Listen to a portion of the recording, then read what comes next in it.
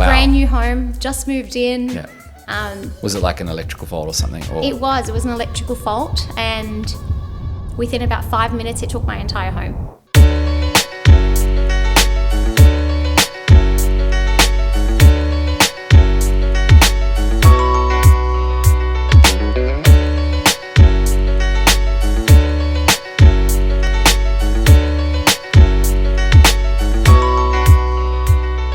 Hey, it's Julian, CEO and founder of Loan Options, and here with another episode of Lost and Founders. Today I'm here with... Hi, I'm Renee from Renee Roumanos Legal.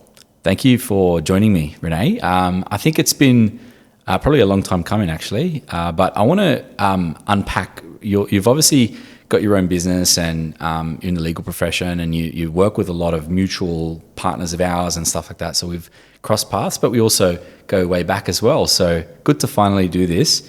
Tell me how you got started in this. Like how does your journey from the very beginning start to where you are today with your own business and a team? And Cool, really cool question. I like to think of my business as a little happy accident, and I don't say that lightly. But before I was founding my own law firm and running this particular legal practice, I was heading up a legal team in Qantas, so for Australia's #1 airline. And I was on a very different pathway and different trajectory, and I was running a team of 20 people, loving it, really cushiony, fulfilling role.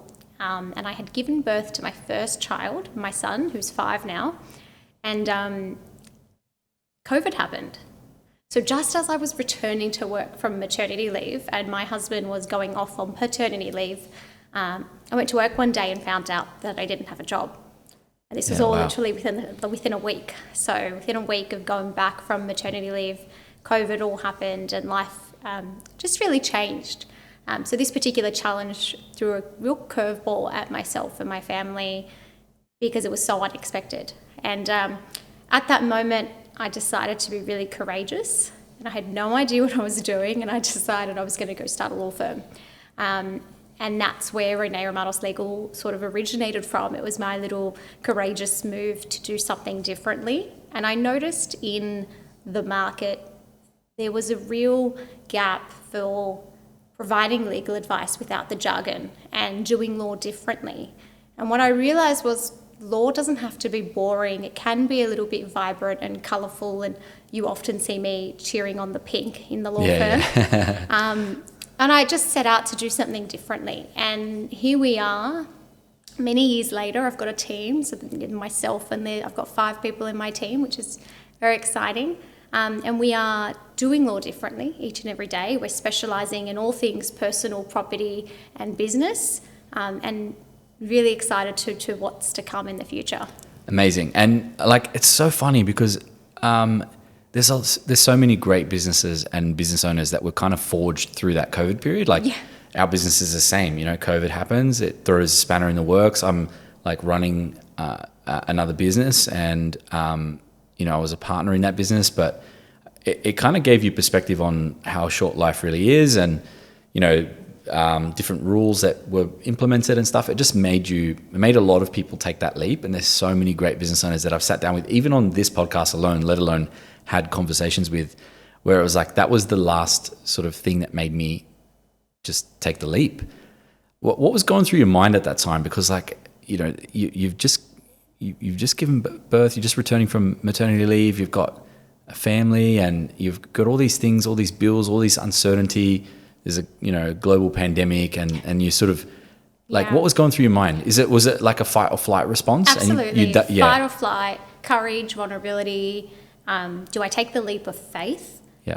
And if I don't take the leap of faith now, when am I ever going to take it? When is the right time? There's no right time to start a business. There's no right time to take the leap of faith. So I literally just got up one day and I was like, let's do it. This is what we're going to do. And so it's been going for 4 and a bit years now? Yeah. So officially, about 3 years. I did consult under a business beforehand. Just before I kicked off. But thereabouts. Okay, awesome. And in that period, like what were some of the biggest challenges that you had where you like maybe started to question whether, like what were some moments, tell us like specifically some moments where you're like, I don't know if I made the right decision here. I think everyone in business has one of those real fuck you moments. Sorry, mind my French. No, but no, everyone you can does. swear. Everyone does. Everyone has one of those real life throws you a curveball, fuck Yeah. you moments, the universe is shit, whatever.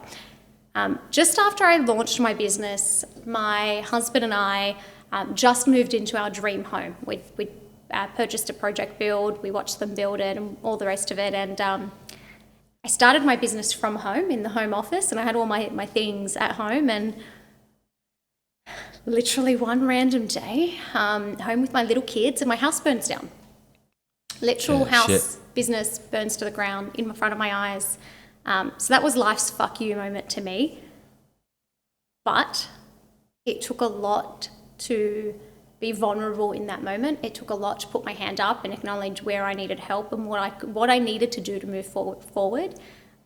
But that was probably my biggest challenge, was getting back up after that. Just to clarify, this was the new home that you built? Yeah. So my brand new home, just moved in. Yeah. Was it like an electrical fault or something? Or? It was an electrical fault, and within about 5 minutes it took my entire home. And because our particular property was in a brand new street, we weren't yet coming up on the maps. So when I called 000 and I said, I live here, can you send me a fire brigade? It took them about 18 minutes to find us. Yeah. So within 18 minutes, there was nothing left. It was just come and turn off the fire, really. Yeah, that would have been so hard. Like going through everything else, and you just like feel like you're getting out on your feet, starting your own business, and then this happens. Yeah, literally, it was the hardest thing I think I ever had to go through. On top of losing it all, we later discovered we were underinsured. And underinsured by a lot of money. I'm talking $500,000 overall. Yeah, wow. And as a young couple with very little children, that's life-changing money. Yeah, it's a life-changing moment. And in that moment, we could have crawled up into a curveball and did nothing, or we could get up and fight it, which is what we did. And lucky I'm really good at negotiating and fighting, because it's what I did. That's pretty handy skill set to have. We'll get to that. But yeah, it's a great skill set to be able to negotiate. But it was real challenging because the outcome wasn't promised. We didn't know whether we were going up or down, left or right. We had no idea what we were doing. We were fighting not only with the insurer and the bank and the builder, so we were just constantly getting setbacks. But after every setback, we eventually got back up, and we are back in the home. We've rebuilt. We're back on our feet now. But that was a pivotal moment in the business and in my life, because it sort of taught me to be courageous. It taught me to be strong. It taught me to stand back on my feet. But dealing with all the heartache, I learned many skills that are the basis of my business right now: empathy, resilience, compassion, tenancy, fighting for fair. All those things are things I bring to my clients every single day. And I really can step into the shoes of my clients and feel what they're feeling and help them move past it, because I've been there. And that's amazing. I get it. Life experiences, especially in your profession, but nearly every profession, but yours specifically, is like life experience is everything. And that's, I think, why, like, if you can, resilience was the right word that you used. I feel like when you go through something, you always end up coming out better off for it. Whether it's like, okay, yes, that was an extreme level of inconvenience and heartache and all the rest of it, but you probably won't make some of those mistakes ever again. And so every challenge that's thrown at you in the future, you're always much better prepared. You always think, well, what about if a life-changing moment like my house burns down happens again?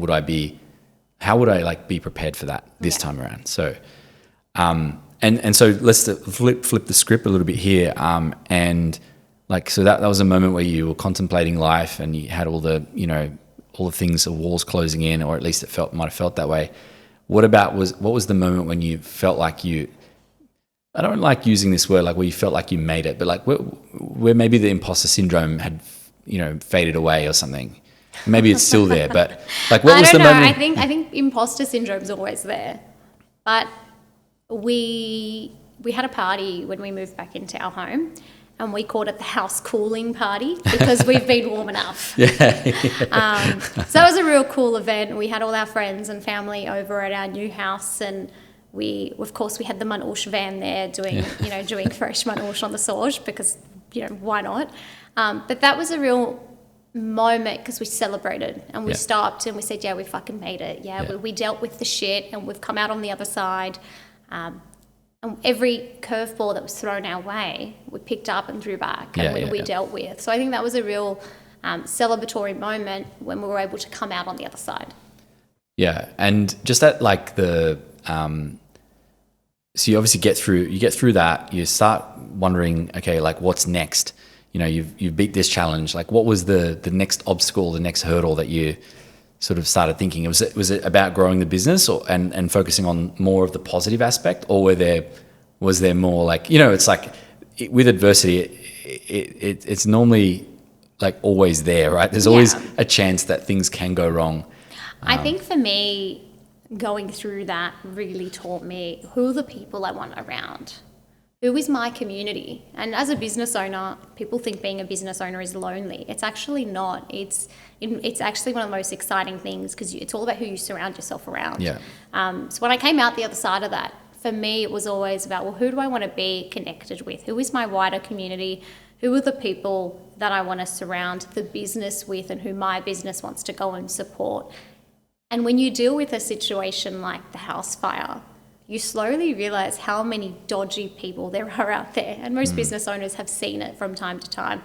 So I think really just deciding who I want to be around, who are the people that I want in my business or surrounding my business, and what are the values that are so important to me that I want the people around me to have. And just acknowledging what that is, and then where I'm going to divert my attention to and my love and my energy and all the rest of it.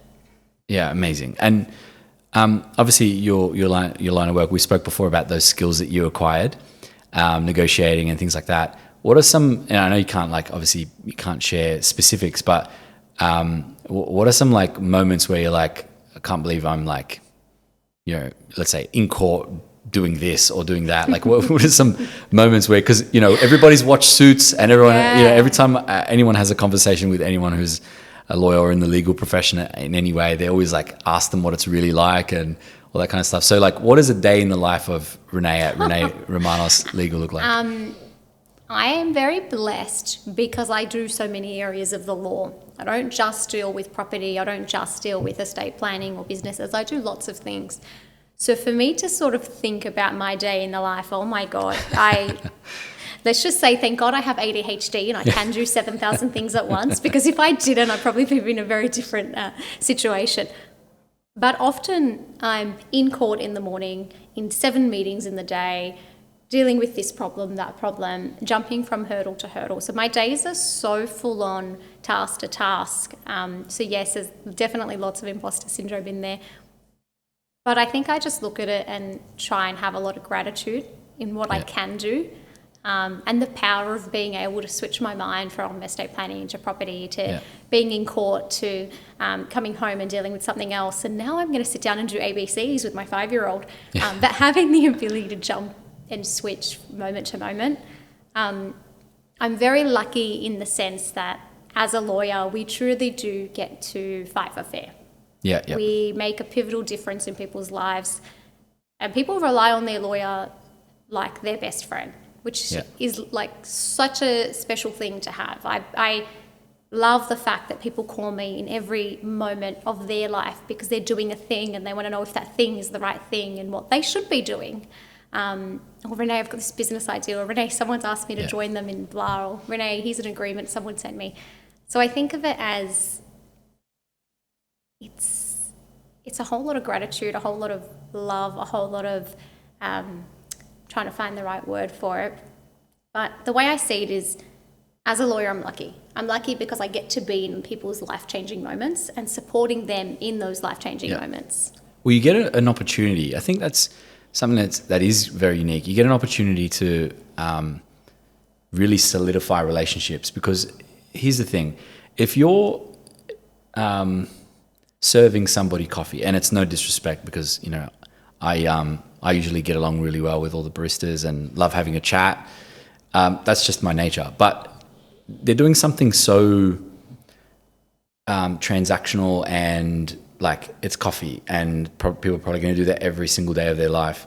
But when you're talking about whether it's setting up their will or maybe helping them structure a shareholders agreement correctly or something for a business, these are really meaningful moments. And so there's pros and cons to that. One is people in those pivotal moments can actually be extremely highly strung. And so you may not get the best version of them because they're stressed and all those kinds of things. But then equally, if you do a good job, then you're going to cement that relationship. And so that's pretty cool. How do you switch gears though between, say, being the sort of the Renee that has to represent in court to then being a mother of 2 kids, right? How do you switch gears? It's very hard. I'm not gonna say there's some magic trick to it. There sure is not, and if there is, I haven't figured it out yet. But it's often just driving home and pumping some music and just reminding myself that I'm turning off lawyer mode and I'm turning on mum mode. And often I will walk into my house and, you know, kids will be running at me, husband's running at me, everyone wants a piece of me. So I often say, my day is not mine. From the minute I wake up, from the minute I walk into the office, my day is for my office. The minute I walk into court, my day is for someone else. The minute I come home, my day is for my kids. So I'm always giving myself to people in the way that they need me to turn up. My kids need a particular part of me. My clients need a particular part of me. And those versions are very different. I haven't yet figured out the secret to switching. I think you just do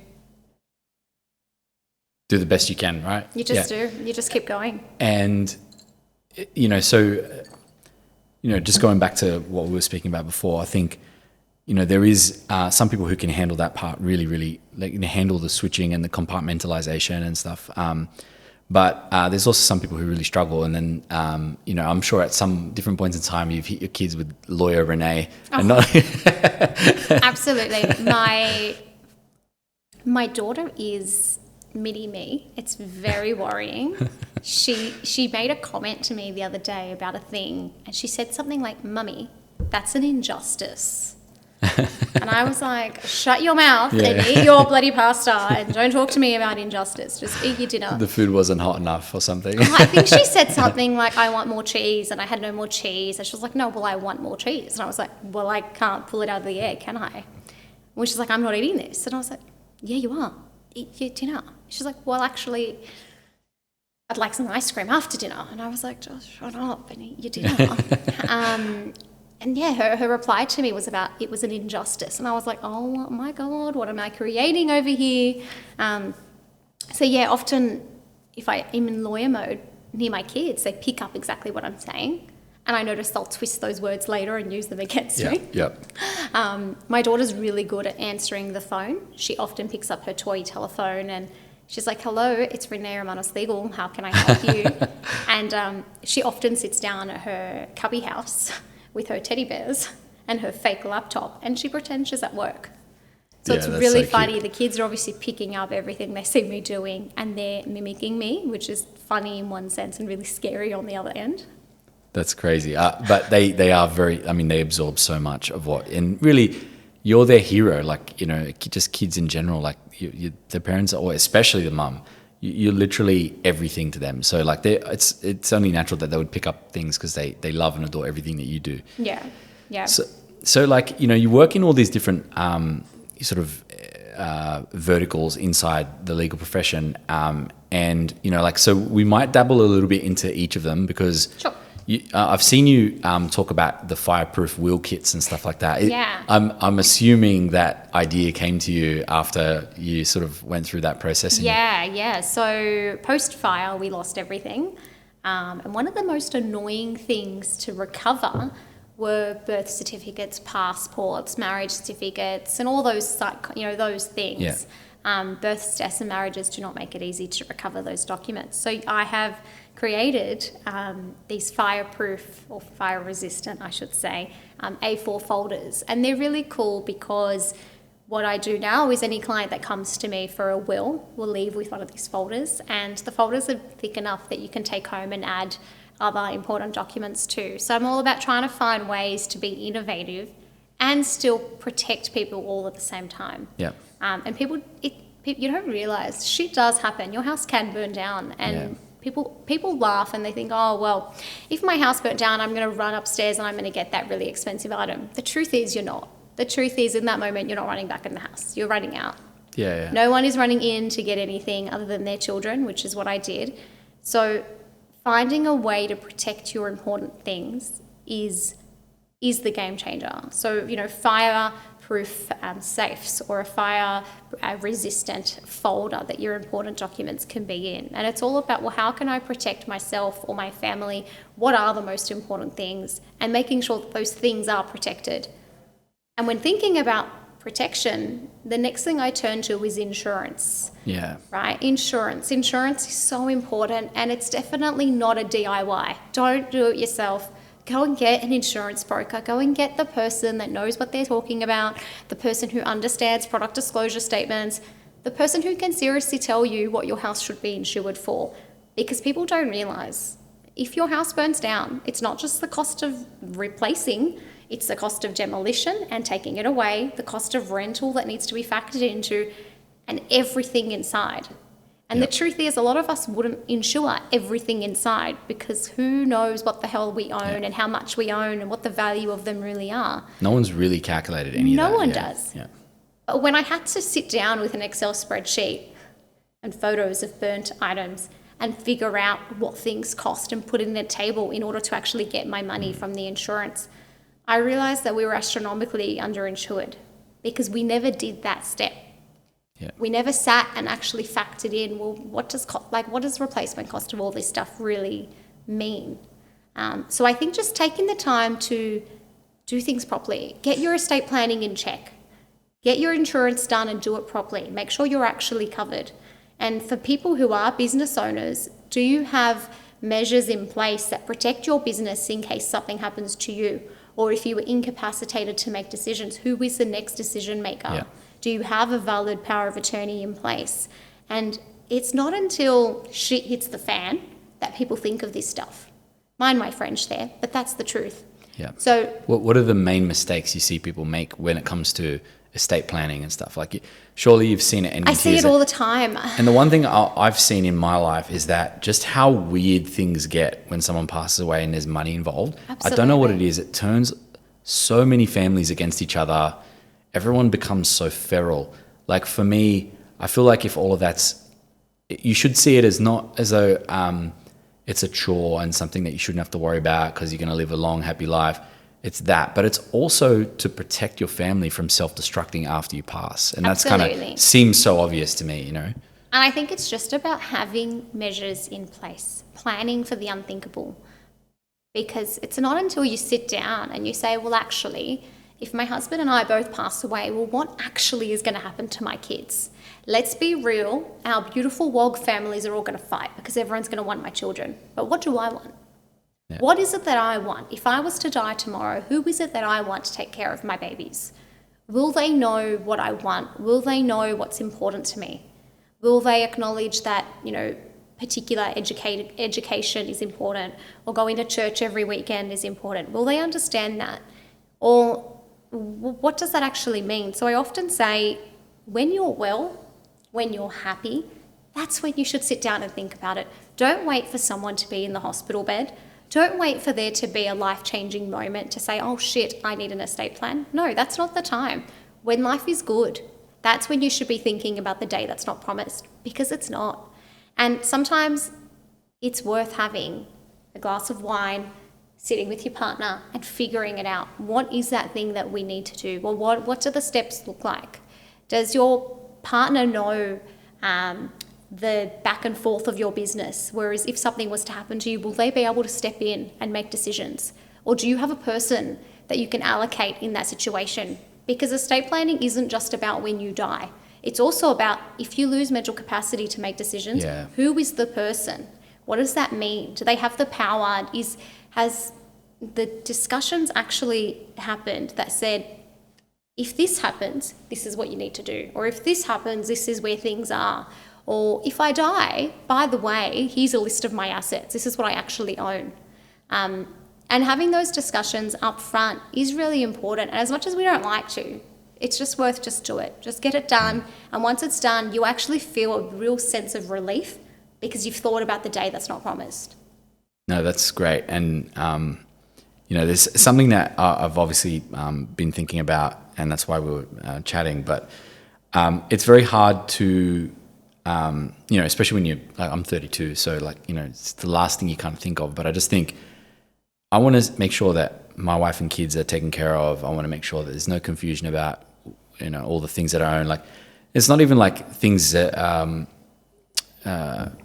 it's not even about the monetary side of things. It is just about making sure that your family is protected. Everyone knows where everything is. And, even things like passwords to access, whether it's, crypto or other investments I've got or whatever. It's just like getting all your ducks in a row so that you don't have they don't have problems getting it, even setting up so that, because they might not be able to access iCloud data or something like that once you pass. Like, there's so many little things that you don't think of. Absolutely. Like, I would hate to think that all the photos and memories and stuff like that are in my iCloud account, Apple won't release because, for whatever reason, I haven't filled out the necessary paperwork to have that taken care of. Talking about paperwork, Apple is really cool because on our iPhones, they have a thing called a legacy contact. Yeah. So if you're not aware of a legacy contact, I strongly recommend you list your partner or your wife as your legacy contact, so that if you die, Apple can release all your data to them unconditionally, so they can get access to your iCloud, your passwords, your photos, anything and everything that's in there. So setting up a legacy contact is a really strategic thing to do now, because if you do pass, at least Apple have that authority to then release everything. So if we start talking about sort of business owners, and you're a business owner yourself, you started this business, I'm sure along the way there's been some things that you would, if you had your time again, do differently. What are some things that you see business owners when they're either setting up a company or getting into business with other, especially that's the big one, right? Other business partners and stuff. The biggest one that I've seen is two mates get into business together and, she'll be right. They don't set up a shareholders agreement properly. They don't set what expectations are of each other, all those things. What are some of the big red flags that you've seen, or the big issues that you've seen? I am sick and tired of seeing the men's handshake. Oh my God. I hear about this men's handshake in business, and let's just say enough is enough. We need proper binding agreements. Two mates want to get into business? Cool, no problem. But let's set up a proper agreement at the beginning about who's doing what, who's financially receiving what are the responsibilities, what are the roles, and if someone wants to exit, what does that actually look like? Yeah. Because too often we see people getting into business together, and on day one, everyone's happy and excited and the motivation is there, but get to a month down the track and things might change, or get to a year down the track and things might change. And at the end of the day, without that valid binding agreement, that's where we see the real risk where someone doesn't lift their end of the deal, someone doesn't do what they're supposed to do, and all of a sudden we've got this business that's in shambles because of these two people who have different goals and ambitions about what's supposed to actually happen. Yeah. And at the end of the day, when you're in business, whether you're starting, whether you're already in the business, it's all about doing things properly, not taking shortcuts, taking a moment to actually step back and say, well, actually, what am I doing here? What's the risk with what I'm doing here, and how do I protect myself? Because often we see situations where people call me as the lawyer, and at that point in time, if things weren't set up properly at the beginning, they're spending so much more money dealing with the problem later on. Yep. Because we don't have that proper agreement and no one knows what we're supposed to be doing, or things weren't set up, discussions weren't had, someone wants to buy someone out, and it creates this absolute shamble because they didn't take the time to set it up properly from day one. And I think part of it is that many people don't want to have those difficult discussions because they want to just ride on the high of hey, we're starting a business together and we're best mates and she'll be right, kind of that approach. And the handshake thing is, it's unfortunate we live in a society that can't be a thing.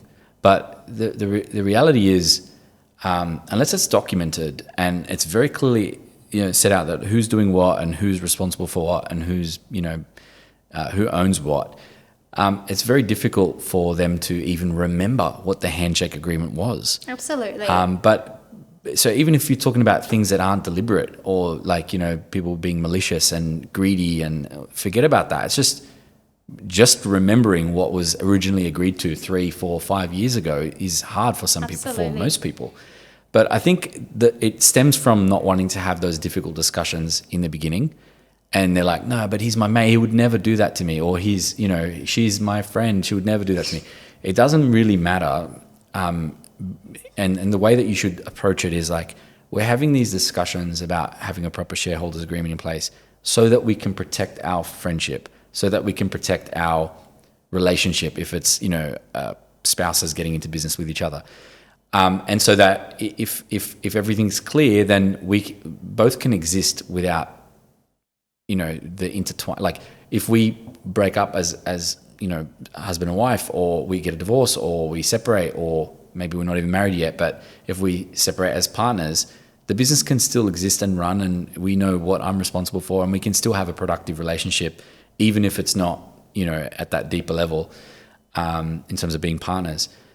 I think that's where it stems from, is like, if they don't have the difficult conversations now, then maybe it tells the other person that, you know, they trust them fully and wholly. Having a shareholders agreement isn't distrusting somebody.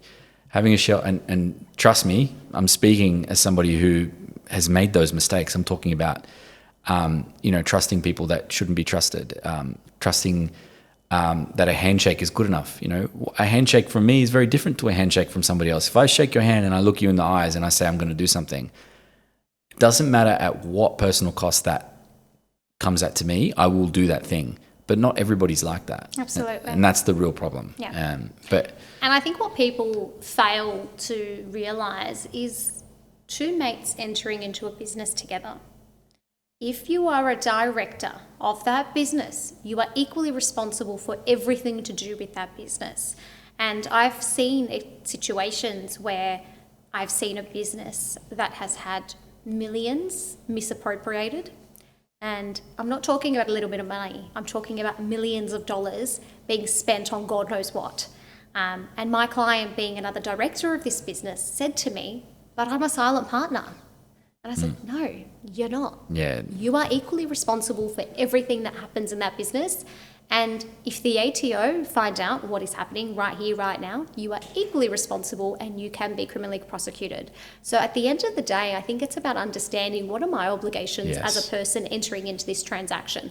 Whether I'm a director, a shareholder, a mate, an employee, whatever that looks like, what are my obligations? What is my risk?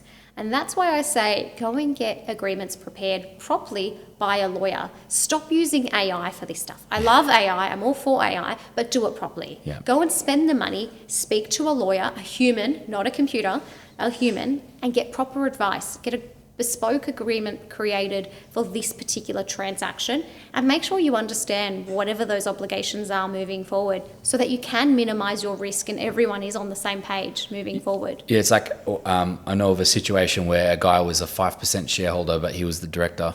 Yeah. And, you know, the 95% shareholding, you know, they were basically running the business with this other guy as the director, and they were doing God knows what. And, you know, obligations weren't up to date, super and all kinds of other stuff.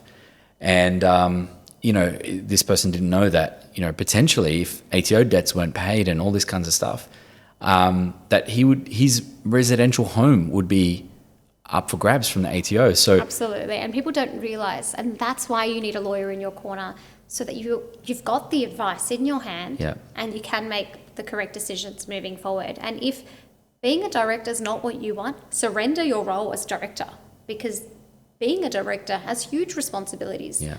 So just understanding what that looks like and understanding it from the beginning is very important.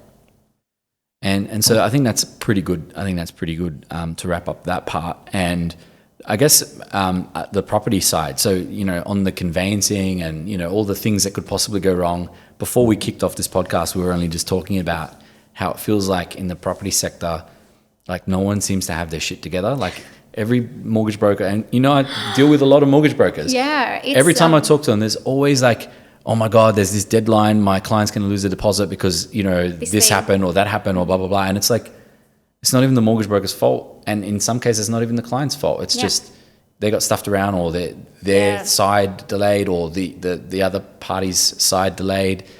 It seems like this is an area that is such a high risk environment, because we're talking about people losing hundreds of thousands of dollars worth of deposit. We're talking about, you know, people being homeless in some cases because, you know, they've timed getting out of their current property with, you know, entering the new one. And like, there's all these things. And I know that sounds like an overreaction, calling some homeless. Sure, they can find a family member or whatever, but it's literally like... It's astronomical. Like, people don't realize when you are buying a property, it's one of the biggest transactions you will make. You need the A-team. And I always call it the A-team. But you need a lawyer and a broker who are going to work hand in hand, because that relationship is so important. People don't realise the importance of their lawyer and their broker working together for the common goal. Because when you buy property, it's all deadlines.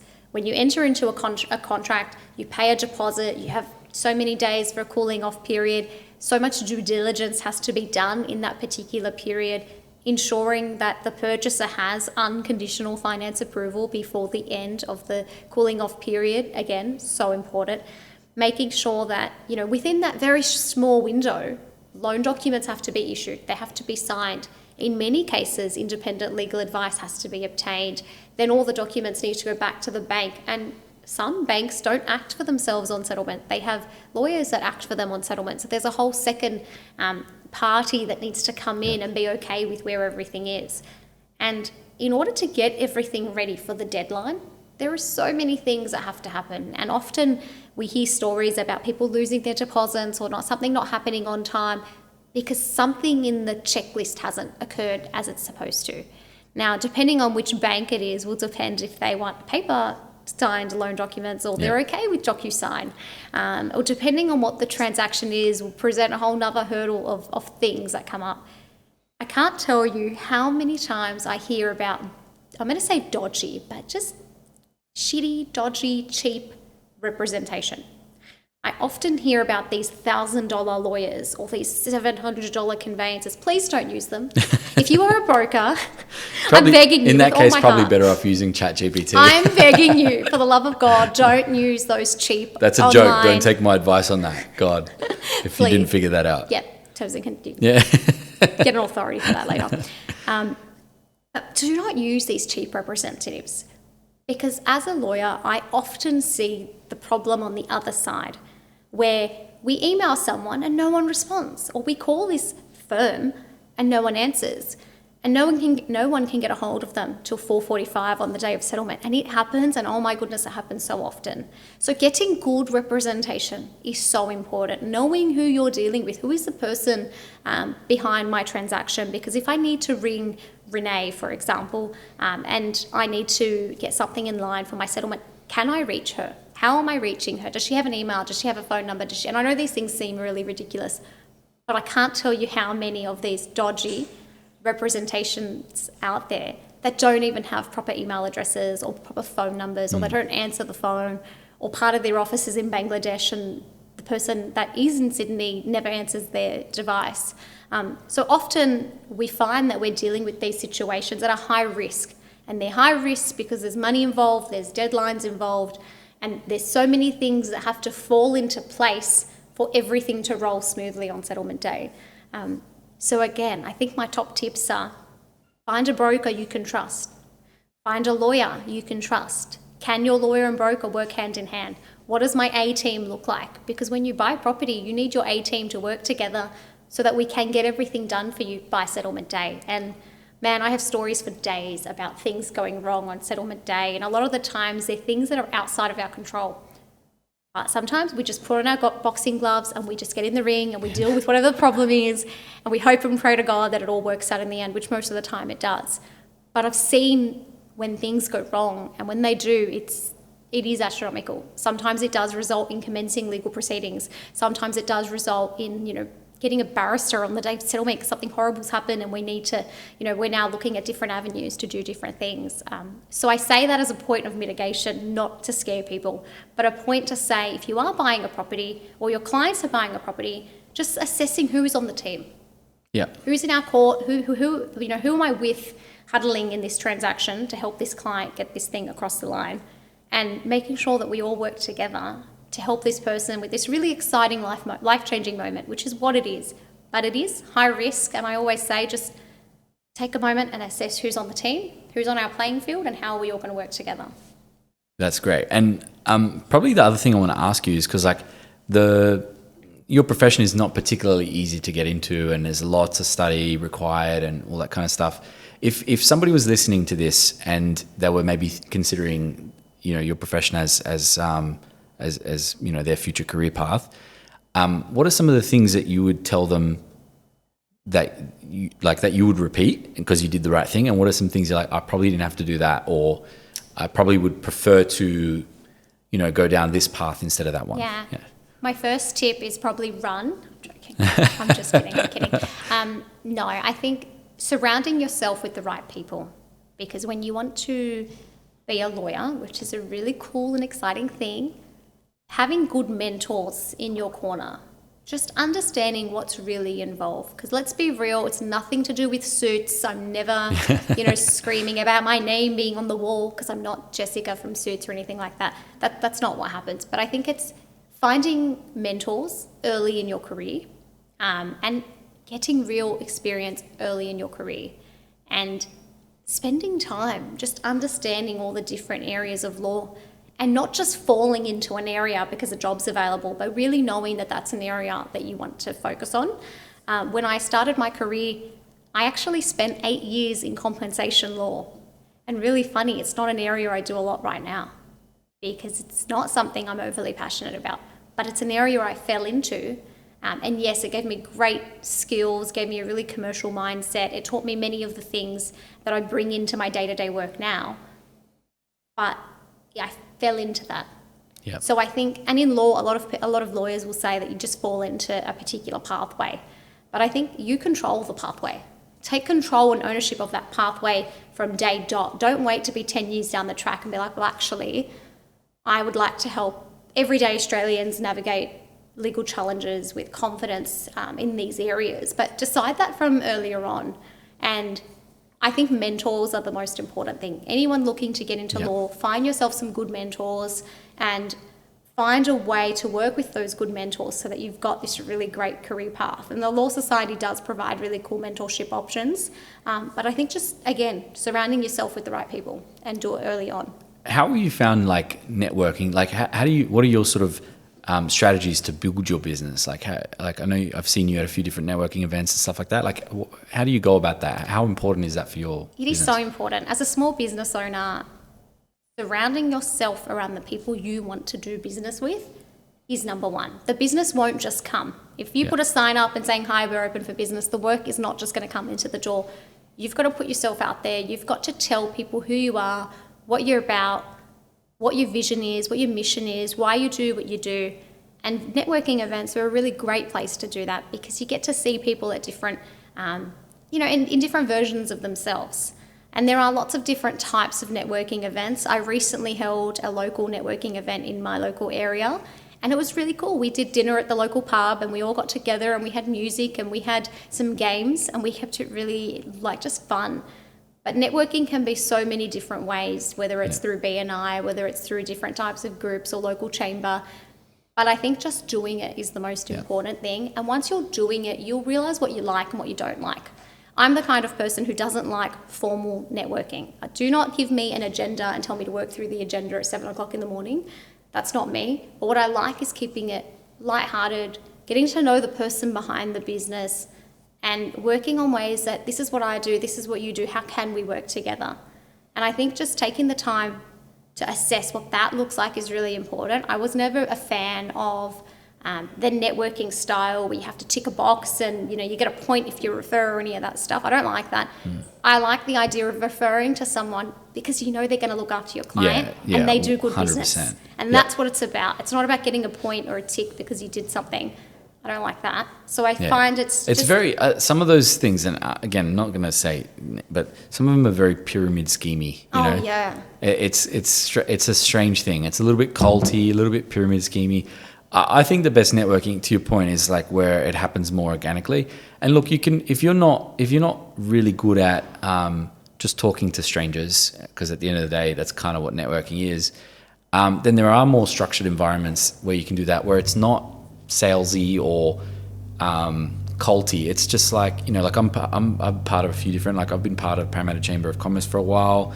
I probably should do more of their events, but I do most of my networking through direct industry events. Like, we're on a national tour at the moment. Like Wednesday, I'm flying to Perth. Last week was Melbourne. Week before was Melbourne. Like there's all these events, and really, I'm networking with the people that are my ideal client. So I go to mortgage broker events. It's a reciprocal relationship. We help them with asset finance. They help some of our clients if we get home loan inquiries, and we obviously don't do home loans. But we also give them technology that helps them and all kinds of other stuff. And it's like that we have different models and they can earn revenue and things like that. But it's way more beneficial if you are known in a specific sector, because then referrals create other referrals. If you do a good job for one mortgage broker, they know 10 others, and they'll be like, hey, this was really good for my business. I think you should talk to Julian, or, in your case, I think you should talk to Renee. But even more structured, like Club of United Business, that's been a game changer for me. I'm in my 5th year now. I joined right when I started Loan Options, and my skills in networking have increased, exponentially, because, you get comfortable in a more casual environment, but still structured enough where even the person who's not the loudest person in the room can have their time to speak and explain what they do and who their ideal clients are, and talk about what lessons they've learned. I think that's a really good format. And it's like anything. It's like if you don't do leg day and then you do leg day at the gym, it hurts, it's painful. Yeah. And networking's a little bit like that too. Yeah. If you're doing it frequently, it's just second nature. If you're doing it very infrequently, each time you get the sort of, oh my God, I have to, like, I don't have the confidence to just go and talk to somebody and start talking about. I think it's way better when you're just doing it more frequently, and when you're doing it in an industry that you know a lot about. For me, that's why I love doing the mortgage broking industry events, because I know the industry. I am in the industry. These are my colleagues, first and foremost, before anything else. Like, accountants can be pretty good to network with as well for us, but I just find at a personality level, they're very different to me. They're more, and we have great accountant partnerships, so not all of them are like that, but sometimes more introverted, so it's more difficult to get conversations going. I don't understand their profession as well as they do. That's an obstacle right away. And they just have a different business model altogether. It's more fees for service versus, essentially what we do is kind of the same, but it's just very different. So I think that finding people that are your colleagues to network with is a very good way. And then also putting yourself out of your comfort zone and networking with like people that aren't in your industry as well. Making sure you have the right balance, I think, is important, because it will make you more confident in speaking to strangers, as I said before. It's an oversimplification, but it's true. It's like, how good are you in a room full of people you don't know, generating conversation, and it doesn't have to be small talk. It doesn't have to be how's the weather. Like, it can be about something, an article you read about their industry, or new regulation you heard of, or maybe you just ask them a question, and most of the time people are willing to volunteer their knowledge and say, you got to be careful, because you asked me about let's say an accountant, you ask them about a bucket company or something like that. They'll give you a little bit of information. If you want to find out more, that the way they see it is like, that's the free trial. If you want to know more, then do it. There is a balance though, because like at the end of the day, I'm sure you get this all the time. People, wanting your time, but not wanting to pay you for your time, and that's literally all you have, right? That's the only lever you can pull, is exchanging time, your time for money, right? And often you have situations where people want advice but don't want to pay for advice, or they want guidance but they actually don't want to follow the guidance. They're still going to do whatever they want anyway, but they're asking for it. And I see it many times when I've got some hard-headed clients. I've seen it where I tell them, don't do a certain thing. Don't enter into this agreement because it's dodgy, because of these reasons. I've highlighted all the risks for you because the way in which it's been set up creates a lot of risk because of, A, B, C, D. And then funny enough, I'll tell them not to proceed. They may not like my advice and they proceed anyway. And I'm like, Oh my goodness, did you do the thing I told you not to do? Like, you paid for advice. Why aren't you following advice? Yeah. So I think it's flipping the switch on both sides. So again, I always say to people, surround yourself with the people you need to succeed, but listen to them all at the same time. And actually take their advice on board and work out how you can do things better or do things differently, but follow their advice. Yeah, amazing. And there's a long-standing tradition on the podcast, and that is, before we wrap up, I would like for you to give us your best 60-second pitch on why someone should choose Renee Roumanos Legal. Sure, let's do it. Okay, so whenever you're ready, kick off. Hi, I'm Renee from Renee Roumanos Legal. We do law differently. We help everyday Australians navigate legal challenges with confidence. We can help with all things property, personal and business related, and we wear our hearts on our sleeve. We help with our hearts on our sleeves, ready to take on every matter as though it was our own. Amazing. That's great. I like that. And I noticed that like your slogan, the do law differently, it seems to be about making sure that you're not using jargon, you're keeping it super simple, because the layman has no idea sometimes what lawyers are talking about, and they send all this language, and even if you're really well read, there's certain words that in the legal context have totally different definitions, or mildly different definitions if you want to be more conservative, and so understanding the structure of agreements and who the parties are to the agreements and all these little things, if you can explain that to somebody in simple terms, then you're halfway there to getting them to understand what you do in terms of adding value to their business or their and that's what we're about. We're all about providing legal advice without the jargon. Often I specialise in off-the-plan conveyancing contracts, and if you've seen one of those contracts, they're often 500 plus pages.